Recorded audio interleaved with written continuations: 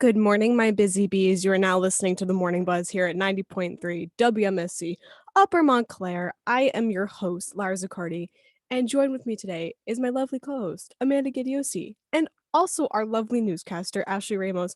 You guys, we have a very interesting and great show for you today. There's been a lot going on in the news. There's been a lot going on campus, but as always, you guys are going to have to wait to find out. So please stay tuned in. But for right now, we have a wonderful news update. Ashley, can you hear us on the other side of my computer screen? Yes, I can hear you. Yay. Okay, take it away. The floor is yours. Good morning, everyone. My name is Ashley. I'm joining you on this Wednesday morning from 90.3 WMSC Upper Montclair. In Montclair news, according to the Montclair Police Department, officers responded to South Park Street and Church Street on August 11th after getting a report about a verbal fight. Witnesses said that two men were arguing and one of them brandished a knife, authorities stated. Officers spoke with both men, one of whom had a blue folding knife in his possession. Montclair police charged a 32-year-old man with aggravated assault, possession of a weapon, and possession of a weapon for an unlawful purpose. In New Jersey news, a Trenton police officer is facing multiple charges for incidents involving a woman known to him, Lawrence police said Tuesday. Elijah Mitchell, 28, of Lawrence, is charged with 3 counts of domestic violence, assault, strangulation, 2 counts of making threats to kill, coercion, and endangering the welfare of a child, authorities said. In national news, First Lady Dr. Joe Biden has tested positive for COVID-19 and is experiencing mild symptoms, her spokesperson said Tuesday. After testing negative for COVID-19 on Monday during her regular testing, the First Lady began to develop cold-like symptoms late in the evening. She tested negative again on a rapid antigen test, but a PCR came back positive, said Elizabeth Alexander, her communications director. And now for some weather. It is currently 67 degrees and mostly sunny. Today there will be a high of 79 and a low of 64. Tomorrow it will be a little cloudy and in the high 80s, and this weekend it will continue to be in the 80s, but skies will hopefully clear up. Thank you, and back to you, Laura. Thank you so much, Ashley, for that news update. Now we have some breaking campus news, and honestly, this could not wait. And here we go. So after 25 years, the Jackals announced that they will no longer call Yogi Berra Stadium their home. For those of you who don't know, Yogi Berra Stadium is here at Montclair State University, and that is where the Jackals play. But not anymore, which is very sad face. And the team will continue the 2022 season with their last game at Yogi Berra Stadium on Thursday, August 25th, which is like next week, which is absolutely crazy. The Jackals will remain under current ownership and continue to be a part of the Frontier League, as well as our partnership with Major League Baseball. Plans for our move will be announced in September. They would like to thank their fans for the support over the last 25 seasons, and they look forward to the next chapter of Jackals baseball. Wishing the absolute best of luck to them. And this announcement went out on the Jackals Twitter this morning. So again, wishing them the best of luck in the future, and we will miss them greatly. But now we have more baseball news, as always, because sports. And we are going to move on to the Yankees. We're going to pitch it over to New York. The Yankees took on the Tampa Bay Rays, and they lost 1-3. And this is the Yankees' third row since Sunday, unfortunately. But this leaves the Yankees standing with 72 and 45. And the Mets also played the Atlanta Braves yesterday, and they lost 5-0. It's been rough. And also this leaves the Mets standing with 75 and 42. Tonight, the Yankees are playing the Rays at 7:05, and the Mets are playing the Braves again at 7:20. Well, that's all for sports. And I just can't believe how much goes on our campus, you know what I mean? Yeah. Anyway, we have our first top story of the morning. And Amanda, I'm going to throw it to you, girlfriend. Can you hear me too? All right. Yeah, I can hear you. Cool, perfect. All right. So yesterday, President Joe Biden signed a sweeping $750 billion healthcare, tax, and climate bill into law at the White House, marking a major victory for his administration and the Democratic Party ahead of the midterm elections. Biden said during a signing ceremony in the state dining room at the legislation called the Inflation Reduction Act is, quote, one of the most significant laws in our history.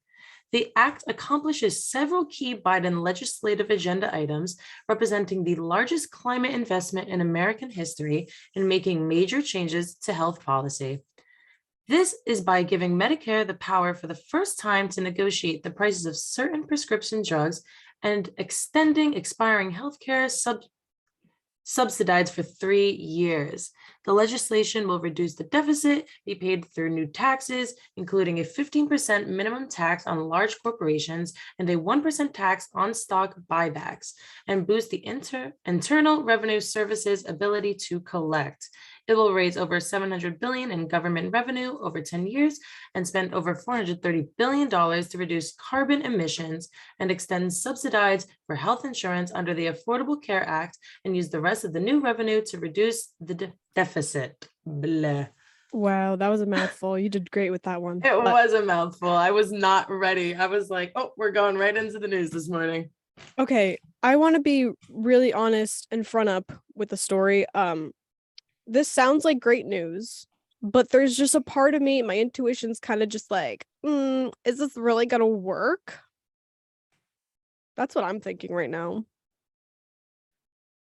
Yeah, Yeah. I'm just I just could really see- taking You guys, I could see Amanda just thinking on the other side. If you're on Facebook, you can see her thinking, but if you're on iHeart, she's thinking hard, fam. Oh yeah, I'm just taking this all in right now because I had to read it and now I'm just really taking it in as we're talking about it. And yeah, I do agree with you, Lara. This is why I like talking about stories, because like they get this, the information gets to marinate in my brain a little bit better. Yes, I'm very much we have to talk about this person rather than just reading it because I will read something and comprehend none of that information. But the more we talk about it and the more I can understand, I'll be like, oh, this makes sense or this doesn't make sense. So Oh no, I definitely agree with you.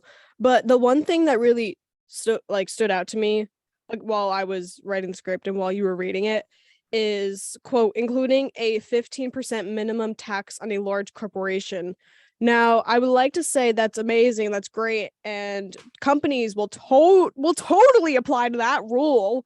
But just a part of me is like, I don't know if that's like gonna happen. I feel like it has to, because like, you know, the president the president of the United States has, like, you know, signed it into a law. yeah, true. I mean, in a perfect world, if everyone was following all the laws, I mean, I guess so we'll see what happens. I don't know, because I'm just thinking, and we're in this point in America where large companies and corporations have so much power, and that in my brain it's like, oh my gosh, maybe they have like more power than like the president, which they don't. But it just kind of like gets your gears turning if this cycle keeps continuing. And thank God, like there's something there to attempt to stop it. But I just I don't know if it's gonna fully stop the loopholes, because you can't stop the loopholes. People are always going to find a way around things. No, yeah, for sure. And I feel like with big businesses too, especially like they'll always try to find that loophole to just save an extra buck, which is crazy because they have tons of money and it's wild, but It's just like, what do you need? What do you need that extra $5 for? yeah. I want to know. I'm a college student. I need that $5. You don't. Miss, I'm worth billions of dollars. Anyway, we have somebody else who's worth billions of dollars. I don't know, but I don't know if that's a fact, but a lot of money. So the FBI interviewed top White House lawyers about missing Trump documents. And boy, oh boy, I cannot wait to share my thoughts on this one. So Pat A. Cologne and Patrick F. Philbin, the White House counsel and his deputy under President Donald Trump, were interviewed by the FBI in connection with boxes of sensitive documents that were stored at Mr. Trump's residence in Florida after he left office. According to the New York Times, Mr. Cologne and Mr. Philbin are the most senior people who worked for Mr. Trump, who are known to have been interviewed by investigators after the National Archives referred the matter to the Justice Department this year. The interviews are a sign of the intensity of the investigation into how sensitive government material left the White House with Mr. Trump and remained at his Palm Beach, Florida residence, Mar-a-Lago, for more than a year. Mr. Philbin was interviewed in the spring, according to two people familiar with the matter, as investigators reached out to members of Mr. Trump's circle to find how 15 boxes, let me say that again, how 15 boxes of material, some of it marked classified, made its way to Mar-a-Lago. It was unclear when Mr. Philbin was interviewed. At some point, the National Archives official realized they did not have Trump White House documents, which were required to be preserved under the Presidential Records Act. And of course, they contacted Mr. Philbin for helping to return them. Okay, first of all, I can't wait to just give you a piece of my mind. First of all, how do you just take classified information from the White House? I know you were the president, but like, how do you get away with that? No, this is crazy. I feel like it feels like a movie or like some crime TV show, and I'm just finding out new information every week because this is the craziest thing I've ever heard. Like the fact that he was just able to take 15 boxes of classified material and just take it to his Florida house like it's nothing. Like that's wild to me. To honestly bring it back home here at Montclair State, that's like if like the president or somebody like with a lot of power took classified documents of students or something. I really don't know what world we live in, because I feel like every time we report a Trump story, it's just so outrageous. Like, how can this be actually true? No, exactly. Like that's what I'm saying. It feels so fake. The fact that this is real, the fact that he's doing this and they're having to question his top men, it's like it feels real. Like, honestly, I feel like I'm on like the set of Impractical Jokers, and like Sal's gonna come out and be like, "Surprise! It was a prank, bro!" Like, what? I don't. I okay. I also had another thought, and it's a more serious thought, which is surprising for me. Just kidding. But I was thinking, if Biden did this, do you know how many people would be on him about it? But like, since it's Trump, the bar is so much lower for him, because it's like, oh, he's crazy, blah blah blah. But like, if Biden did that, they'll be like, what do you mean he took blah blah blah from the White House? Is that just Oh, me? no, no, for sure. I mean, with Trump, it's very much this precedent of like, oh, he's a little wacky. So it's like the things he does eat out as outrageous as they are, it's not surprising. But if it was anyone else to do the things that he would has done and continues to do, it would be like the end of the world. But I mean, they're interviewing, the FBI is interviewing these people. So I mean, At hopefully we least, figure out, at get to the least, bottom of this. at least they be doing something about it. Yeah. Because honestly, Trump really does have a get out of jail free card. Like, this is not Monopoly. But like, I don't know how he's getting these. I'm going feral. I'm honestly going feral, No, yeah. because oh me, oh my. All right. That was some good rant time. I think it's time for a little break. We got to play the stuff to keep the lights on. It's very important. For sure. Anyway, we'll be right back.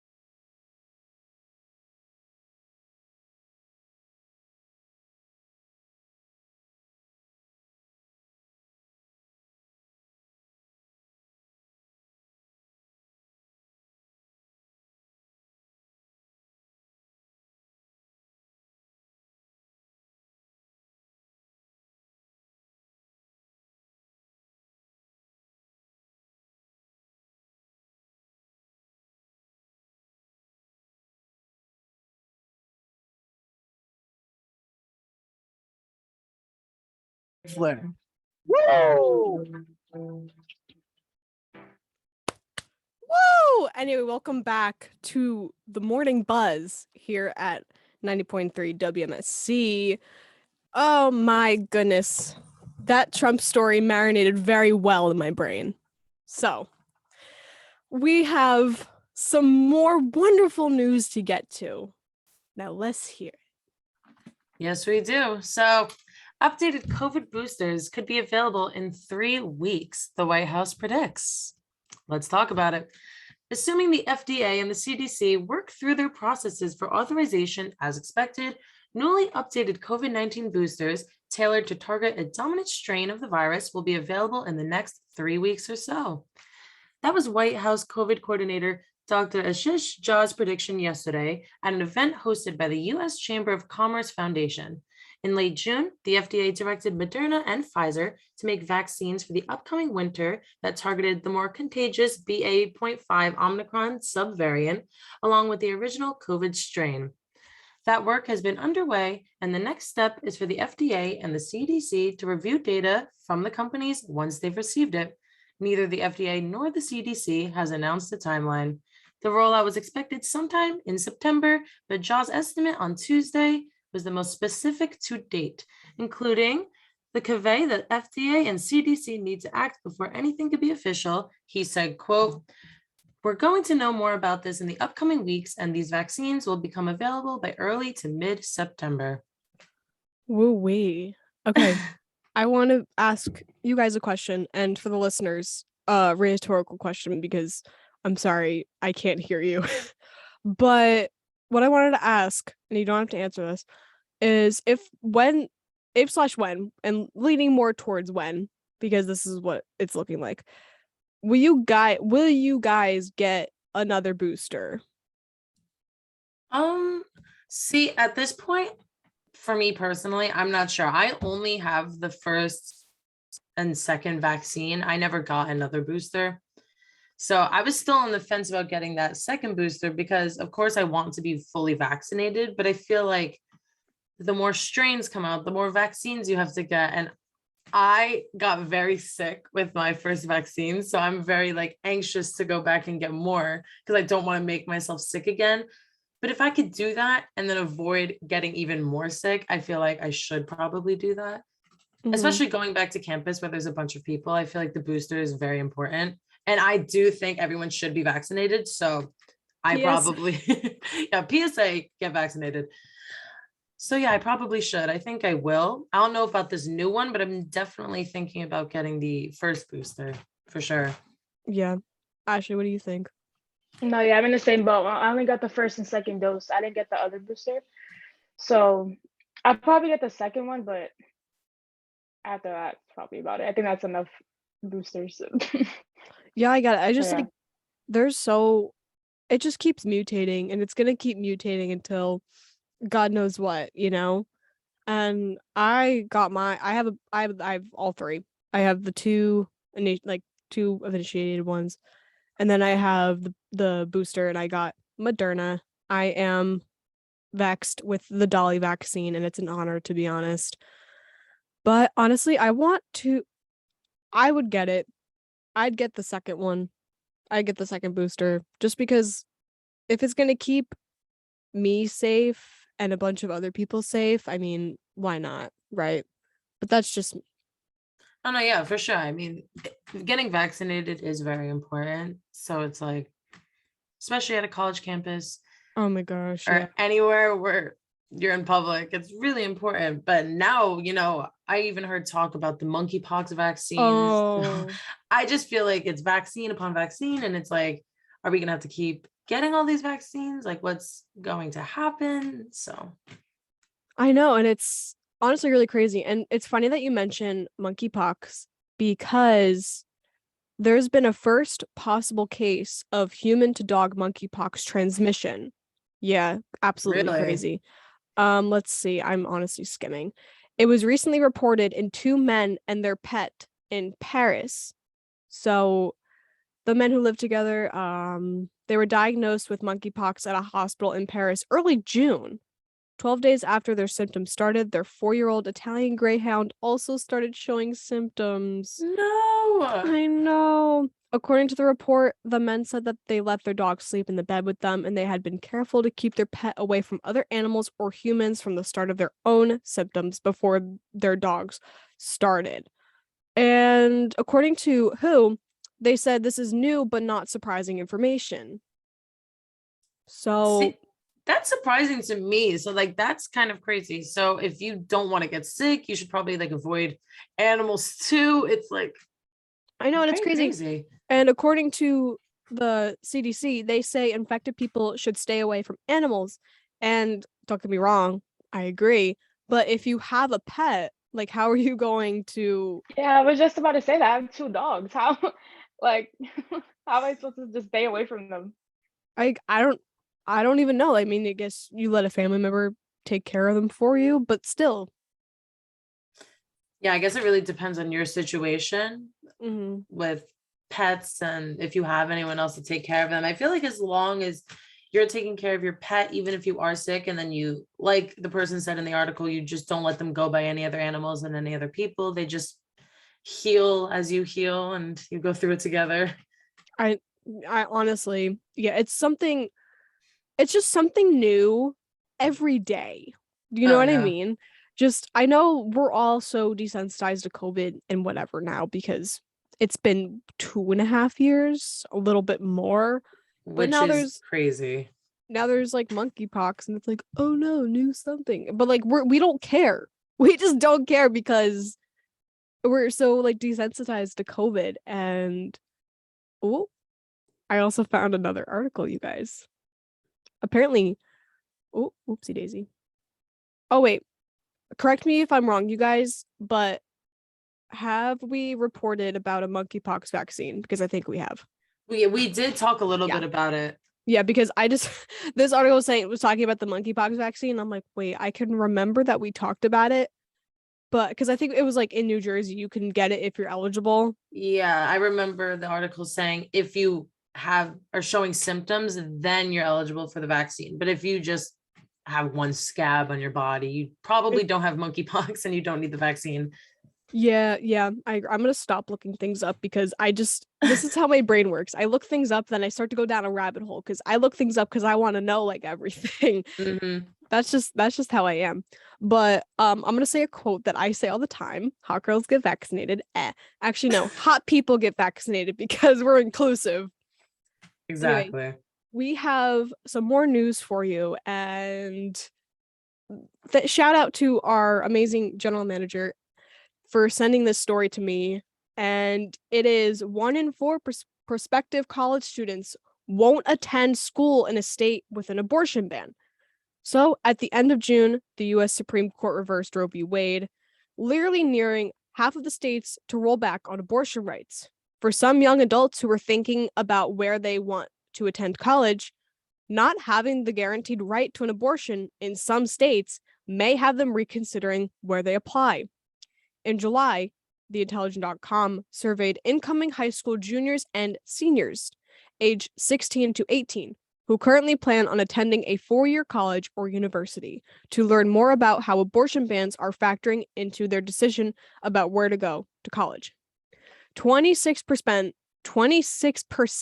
excuse me, of prospective college students say they will only consider attending college in a state where abortion is illegal. More women than men will not consider attending college in a state where abortion is illegal. This is 31% versus 20. Additionally, more women than men identify as pro-choice, 58% versus 46.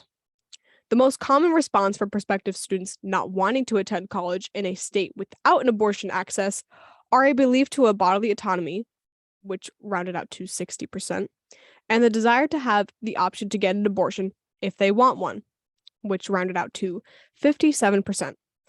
Students also don't want to economically support a state that bans abortion by 53% and want to ensure their education won't be impacted by unwanted pregnancy, which was 38%. Additionally, 25% of prospective students who won't consider attending college in a state that bans abortion say they currently live in a state where abortion is legal. And in regards to their personal beliefs, they won't go out of state for financial or personal reasons. You guys, honestly, being a college student in New Jersey, being in a blue state, being where abortion rights are protected, I feel very grateful to live in to where I grew up, where I am, because it's so insane how, kids younger than us who are planning to go to Alabama, the southern states for college, they don't want to anymore. And that's so self-aware because it's such a real issue that they face. No, yeah, like you said, I do feel lucky to grow up in New Jersey and be fortunate enough to go to a school that's, here in New Jersey and where our rights are protected. But like you said, that is crazy because those southern states have huge colleges where students, when they graduate, they want to go to Alabama. Like you said, like these huge schools, they want to go there, like they want to be a part of that community. And because of this, that they don't want to, that's wild to me. Also, like you said, very self-aware and kind of makes me have hope for the future generations. Like being 16 years old and really like thinking of these things that will affect your future is like really awesome. Because I know for me as a 16-year-old, I was not thinking about this stuff. So it kind of makes me really hopeful for our future generations. I 100% agree with you. And it's their right as much as ours and people that are older than us. It's everybody's right. It affects absolutely everybody. And I'm really glad that some of these kids are really thinking about where they're going to get their education, because where that school is affects your life in so many different ways. Oh yeah, for sure. I mean, going to college, like you make new friends, you talk about things. This is where you formulate a lot of your opinions. I mean, when you go to school, I've talked to many people at college and you get so many different sides of where people are politically or, stuff like that. So to base your decisions off of that for these kids to not want to go there and have their views be swayed or, like have their education be skewed by these views, I feel like that's like really smart on their part and to stick with what they believe in. I definitely agree with you. And I know don't quote me on this. This is just a speculation from my noggin, but I feel like a lot of Christian universities are going to impact not just like views on, pro-choice and all that, but everything. 'Cause I remember seeing this TikTok a while ago about this Christian college in Utah, and it was psychology. And it was talking about how it was really shaming, like it was really being real homophobic, and it just gets me thinking how I know they get away with it, but from a scientific standpoint, how is that correct? How is that being allowed?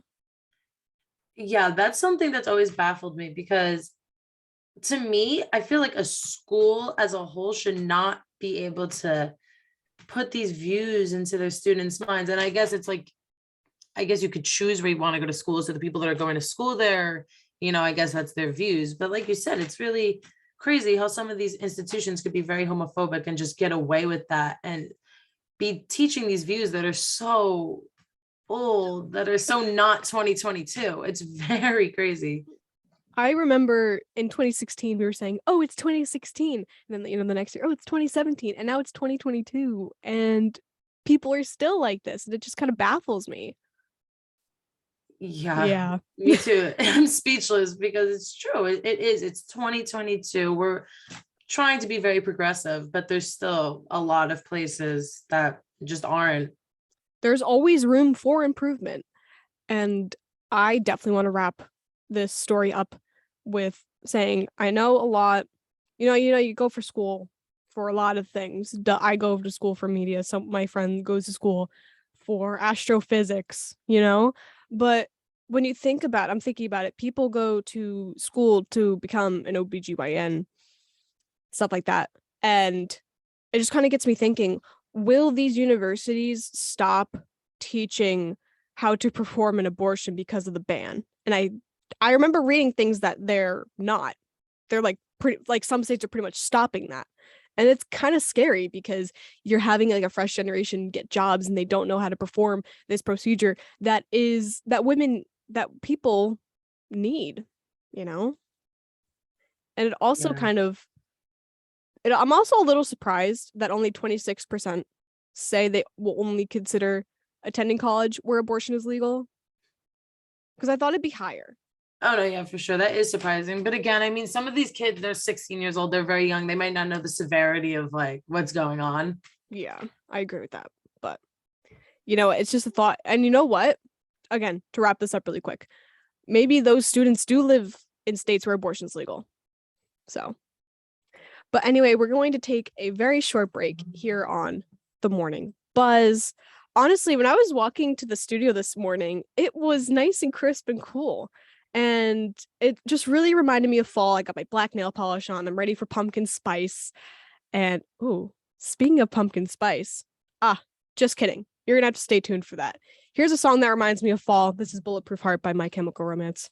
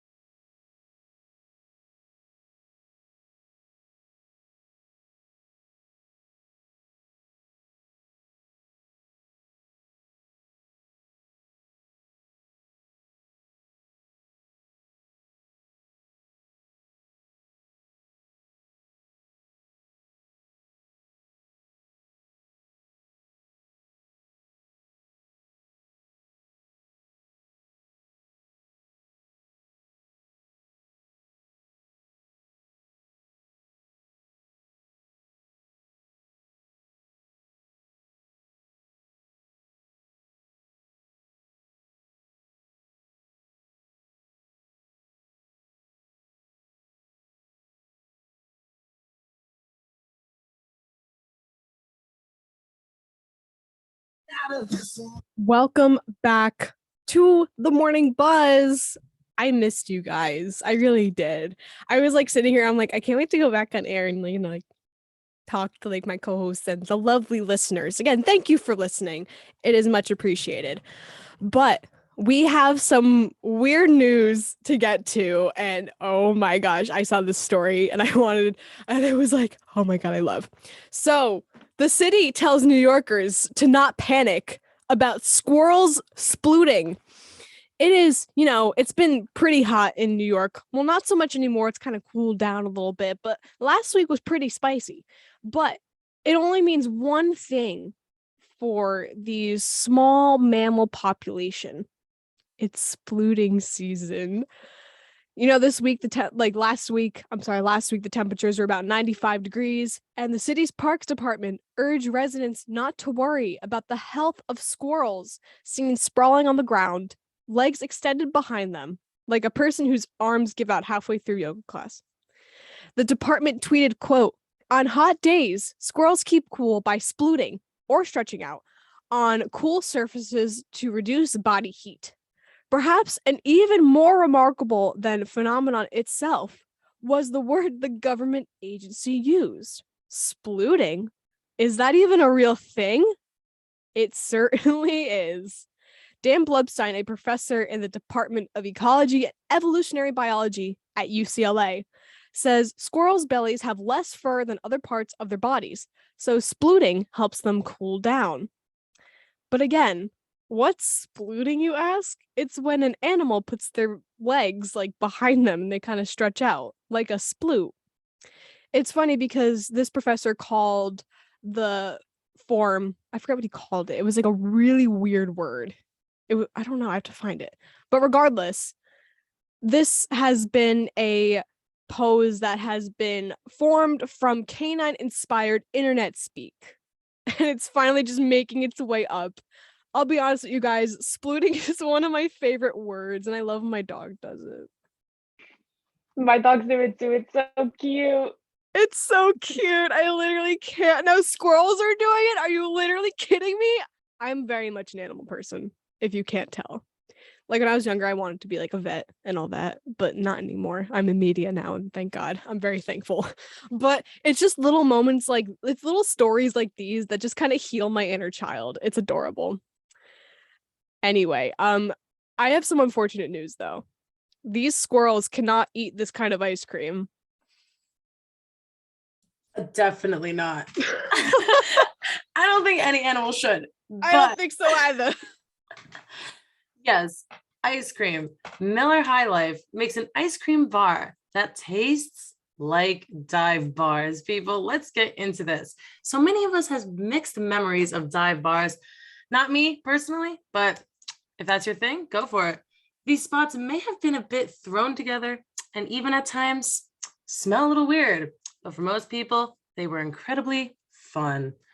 Dive bars aren't the only type of bars with tons of history. Ice cream bars have their own history and some pretty special memories. Now, Miller High Life is trying its hand at paying tribute to both with dive bar flavored ice cream. Very exciting for some people. In honor of the institution that is dive bars and the 100th anniversary of the ice cream bar, Miller High Life partnered with Tipsy Scoop to create the ice cream dive bar. This ice cream is, of course, infused with High Life, but also a peanut swirl to reflect the peanut shells always found on the floor of those bars. A bit of tobacco smoke flavor, as well as the caramel swirl sprinkle and carbonated candy and I'm sorry, y'all, I'm getting very excited about this. So I'm skipping some things. So let me run that back for you. There will be a caramel swirl, a sprinkle of carbonated candy, and a dark chocolate dip. Very exciting. The best news is that you can have these ice cream bars delivered right to your front door. You heard it here first.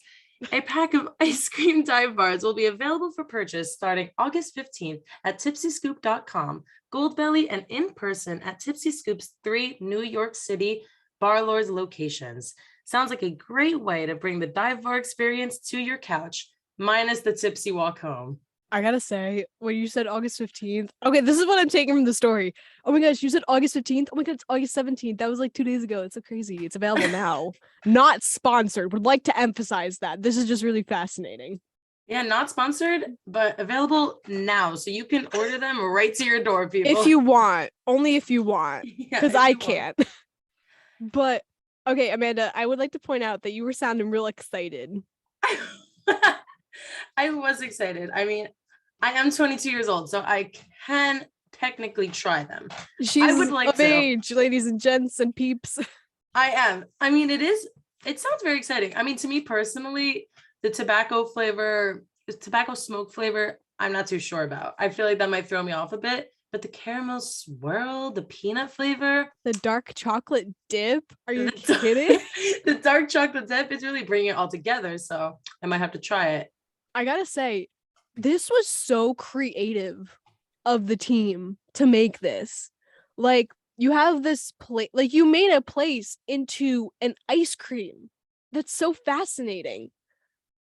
Yeah, it really is fascinating. And I feel like these connections are not going to make sense. But see, this is really something I would like to try. I remember a few weeks ago, we were talking about the Fancy Feast restaurant, where the restaurant was trying to bring cat food to humans. See, that is something I'm not too sure about. But the dive bars in an ice cream bar, see, that makes a lot more sense. I just put 2 and 2 together. Dive bar, ice cream bar. Are you literally kidding me? Yeah, the PR team knew what they were doing and they did a good job. I gotta say, PR teams nowadays, they know what's up, which is You know what? They really do. And like the social media teams for big companies, they're really trying to engage with their audiences. And I think they're doing a really good job. dude, I agree. I was a PR major at some point, and while I'm not doing PR anymore, I really did find my true passion through radio. But I do find PR so interesting because you're literally just telling a story through a brand. And that's so fascinating. But like while you were saying that, this got me thinking as well how I feel like this is aimed a little bit more towards older generations who used to go to the dive bars, used to go out and all that. Like millennial. I feel like millennials a little bit older and all that, because I feel like our generation, we're not really like, we haven't really gone to do anything, you know? Yeah, for sure. I mean, it's definitely targeted to a specific audience, but I mean, if you infuse the Miller High Life with ice cream, I feel like a lot of people over 21 are going to want to try it anyway. So I agree. I think they did a good job. Oh, I 100% agree. And I feel like I'm gonna finish that off with a lot of millennials, you know, they're older now. They don't really go out unless you're a millennial who goes out, which shout out to you. But I don't know, just some of them just, you know, have families, you know, don't really go out too much anymore because of that. And this is just such a great way to have just to revisit like your like going out, you know? Yeah, for sure. And in the comfort of your own home. That's Amanda, that's the best part. As a 20-year-old who just like kind of vibes, I just like love staying home sometimes. It's like nice, you know? For sure. Me too, girl. Anyway, I was teasing. We have 2 stories coming up. 2 peeps, 2 ladies and gents and peeps. And it's about pumpkin spice. New limited edition pumpkin spice grams are set to hit shelves. You know, keeping up with the weird food, Dunkin' and Goldfish announced that they have teamed up to create a fantastic fall snack. Pumpkin spice grams. The snack brand partnered with the PSL Masters for the limited edition crackers. Actually, no, I don't think Dunkin's the pumpkin spice master. I think it's Starbucks, but that's just my opinion. But these are set to hit the shelves September 1st. The new, sweet, and unexpected fall flavor bites combine the iconic fish-shaped treats with fall notes of pumpkin, donut glaze, and warm spices, such as cinnamon, cloves, and nutmeg. Both brands announced yesterday, quote, the new graham crackers can be enjoyed as a standalone snack or perfect pairing to a Dunkin' pumpkin spice signature latte. How much do they cost, you ask? Don't worry, I got you covered. They're $3.38 for a 6.6 ounce bag. But the best part is that this is words are really tough in the morning, you guys, because I'm so excited for pumpkin spice. But along with Goldfish and Dunkin' brewing out pumpkin spice treats, fall Oreo flavor is set to return this month after a 5-year hiatus. Keeping up with pumpkin spice. Last week, Oreo announced that its pumpkin spice sandwich cookie will return August 15th, or 2 days ago. Crazy. For a limited time, ending a 5-year drought of the cookie for consumers. The brand wrote on its website, quote, Oreo pumpkin spice sandwich cookies are the classic original snack cookies you've always known and love, but with this unforgettable twist of pumpkin spice flavor to celebrate fall. The cookie? What's the cookie, you ask? Don't worry, I got you. The cookie features 2 golden wafers filled with pumpkin spice flavored cream and, like regular Oreos, are dunkable and delicious. I'm sorry, let me say it like Elmo. Delicious. Oreo says the pumpkin spice cookies are great snacks for sharing with friends, at a bonfire, at fall themed parties, or Halloween treats. Go crazy. Do whatever you want, I guess. But last July, the Cookie Company released another limited edition cookie flavor, which is apple cider donut. Are you literally kidding me?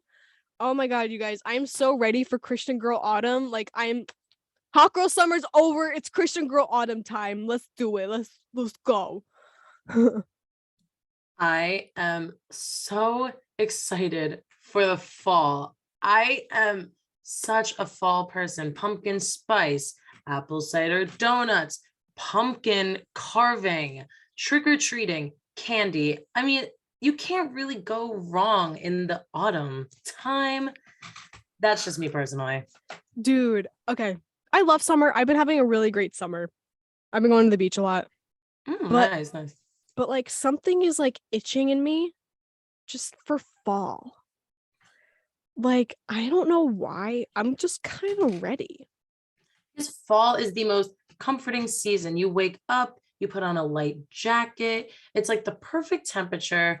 You get a nice pumpkin spice latte. You can watch some scary movies, cuddle by the fire with a nice blanket, maybe read a book. I don't know. I'm very much romanticizing the fall, but it's my favorite season. Honestly, if anything needs to be romanticized, it's fall and winter. Actually, and spring. Actually, you know what? Spring PSA. doesn't get enough credit though. PSA, romanticize all holidays. Why not? Facts. But I just want to go up to upstate New York and pick some apples, go pumpkin picking. Oh my goodness. I have a really good friend, Christina. We actually have matching little airplane necklaces because we both like to travel. But I'm going to tell her about this later. But my amazing friend, Christina, she goes to school up at Siena College in Albany. And I usually like to visit her in the fall. And I haven't visited her last year, though, but I'm going to visit her this year. It's a fact. And we usually go up to Albany. We pick some apples. We just drove around the beautiful foliage. And then we went ziplining. And honestly, ziplining in the fall is so fun. There's this place up in Schenectady, New York, which is like 40 minutes out from Albany. And it's honestly beautiful. There's just trees. It's just amazing just to be in nature and just kind of zipline and, get taken away by just the beautiful scenery and the beautiful crisp air. Wow, see, that sounds awesome. I've only ever been ziplining in the summer. Me too before that until but I can imagine like seeing all the colors of the trees, just like the cold air. Yeah, it's absolutely stunning. She said, we're going to romanticize going to school in upstate New York. And I said, absolutely. I mean, I don't go to school in upstate New York, as you can tell, but if I were to go in upstate New York, I would romanticize it. Oh yeah. I mean, fall is to me, the greatest time. I feel like I am my happiest in the fall just because of all the activities and the weather and just, I know a lot of people might not like going back to school, but I feel like for me, I actually really do enjoy school. And it's exciting to go back to school, meet new people, learn new things, and the weather starts to cool down. I'm very excited. And I hope we are getting the listeners very excited for fall because we are very much going into detail about this. I'm so glad that we are because it just paints a beautiful a beautiful picture for you guys to just come up, just think of things in your brain. And I hope we've brought some pretty happy fall memories to your little brain there. But oh my gosh, I was gonna say something. Now I'm going crazy. That's such a shame. Oh well, I think it's time to move on because I could talk about pumpkin spice for at least an hour. So I think we should get moving. Yeah, I also could, but yes, we will move on. So Vegan Traveler says Air Canada served her a water bottle and a napkin as a meal. All right. A Canadian waiter traveling from Frankfurt, Germany to Toronto with Air Canada says while other passengers on the flight were handed their hot meals, she just sat with a bottle of water after her vegan meal never arrived. Miriam Porter, also known on TikTok as the Kind Traveler, posted a video last month on her 10-hour flight showing the meal she was offered, a small bottle of water and a napkin.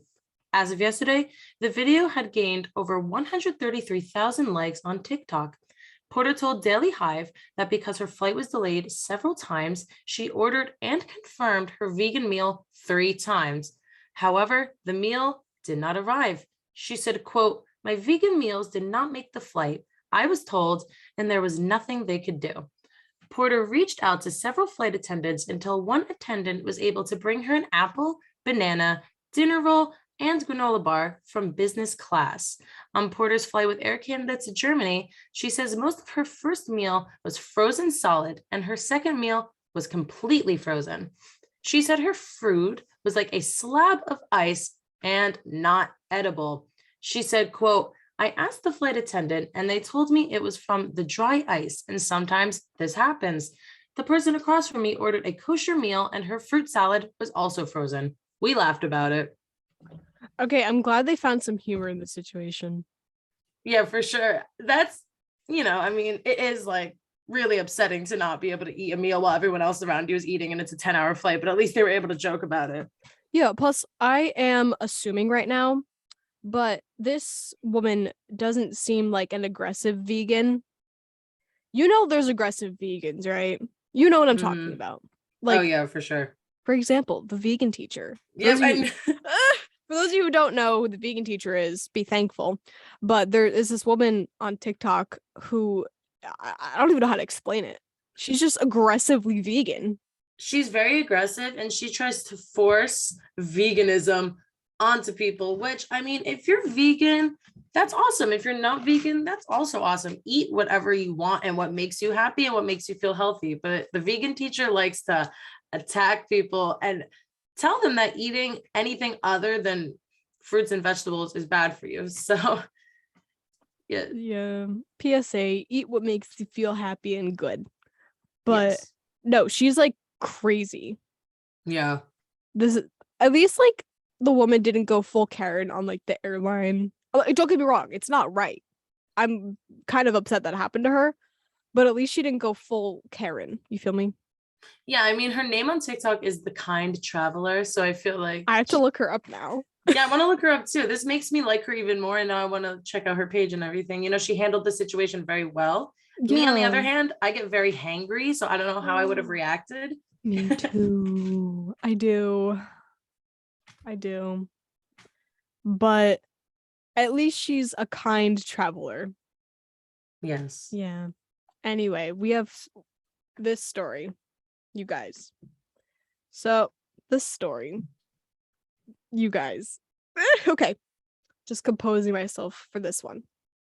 So, for those of you who know and don't know, here on the Morning Buzz, we are absolutely no stranger to bee puns and jokes. Because the Morning Buzz, bee, buzz, funny, funny, funny. At least I'm not ashamed of making bee jokes. A Canadian politician gets buzzed, but not the way you think, after swallowing a bee at a news conference. Let me say that again. A Canadian politician got a surprise hive. Oh my gosh. Excuse me. Let me say this one more time. A Canadian politician got a surprise hive 5 after a bee flew into his mouth during a news conference. Ontario Premier Doug Ford, brother of former Toronto Mayor Rob Ford, was talking about possibly privatizing healthcare when a bee went straight into his mouth. And the best part is that this was all according to a video captured during the news conference. The video shows a bee beginning to circle around him, and about midway through the news conference, Ford noticed the bee and attempted to swat it away from him, but the efforts the efforts proved useless as the bee first landed on Ford's bottom lip and later went into his mouth, causing him to cough. Ford said, quote, "Man, he went right down the hatch." Honestly, this is probably the most on-brand story we've covered, the most on-brand weird news story we covered on the Buzz. For sure. There's a lot of bee puns, so Okay, Florida man, nah. Ontario Canadian politician swallows bee. This is really funny to me. I mean, I've never personally swallowed a bee, but I know I know how Amanda, I don't think most people have. true, but I know how annoying it is when you're talking in the summer and like a gnat or like a fly just like gets into your mouth and you're like, you know what I mean? You're like, ugh. I have an ick now. It gives me like an ick.